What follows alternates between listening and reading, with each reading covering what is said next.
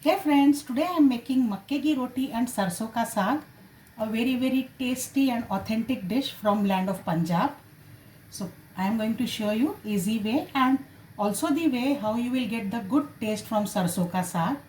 So let us see the recipe for this. For a perfect sarson ka saag, the first step is you should be able to buy good quality sarson or the mustard leaves.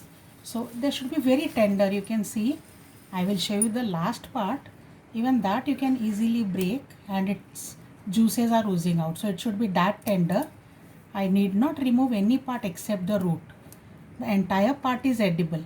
So this now I will clean and chop this finely. Also to this I will add some spinach leaves, bathua leaves and chauli bhaji leaves. So total will be half of the other leaves and half the quantity of mustard leaves. So I will now clean these. I've cleaned the vegetables properly and now chop them finely. Even the stems are not to be discarded and they are also to be chopped finely. You can see I have all the stems here very finely chopped. And now I will wash this thoroughly and boil. While boiling, I will also add some finely chopped green chilies and ginger.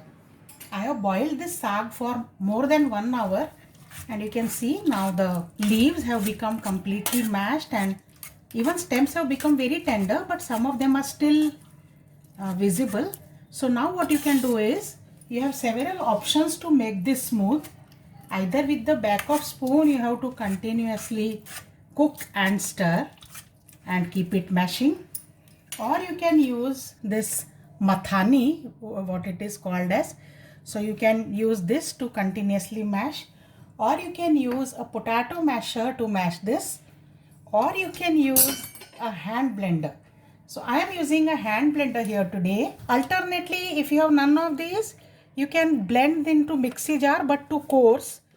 It should not be very fine paste.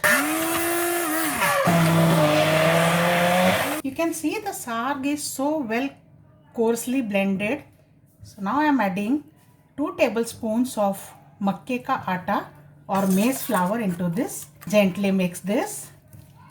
Also to this now I'll add the spices. The spiciness of the saag will come from green chili, ginger and garlic.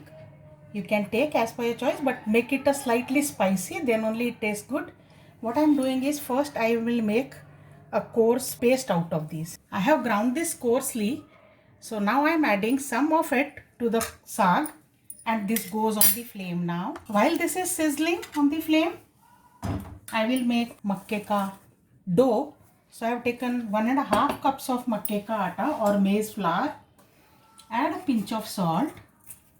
So now I will add lukewarm water to this to make a dough. Initially I'll use spoon to mix the water. The water is not so hot now, so now I will use my hand to knead this and I'll make a soft dough out of this. A soft dough is ready and now I'll allow it to rest for 10 minutes. Now let's pinch out a small dough, roll this, dust in dry maize flour.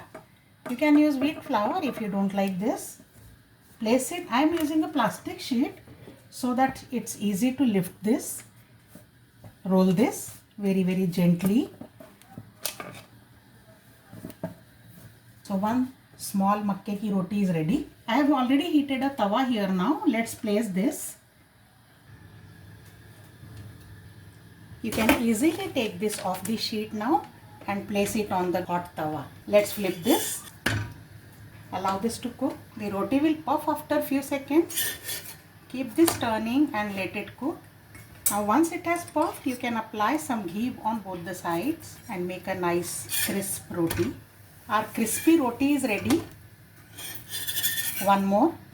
Cook this also like the earlier one. Now I have heated a pan for the final frying of the saag. To this I am adding 2 tablespoonfuls of ghee. Now I need not fry all the saag at once. You can store this in refrigerator comfortably for 3-4 days or even more if the climate is cool. So I am keeping half of it reserved right now.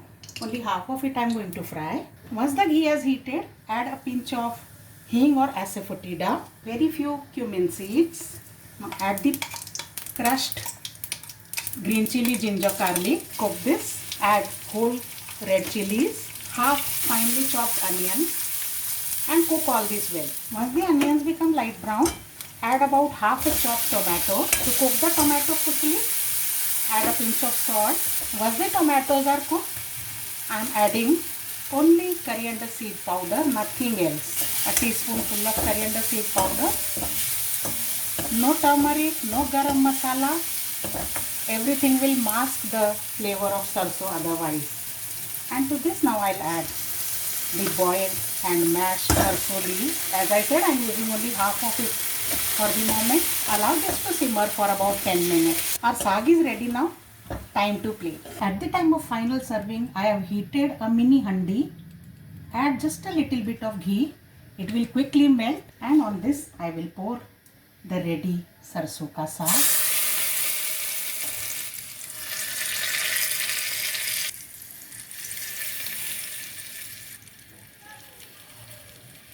Some chunks of butter on top, and there you are.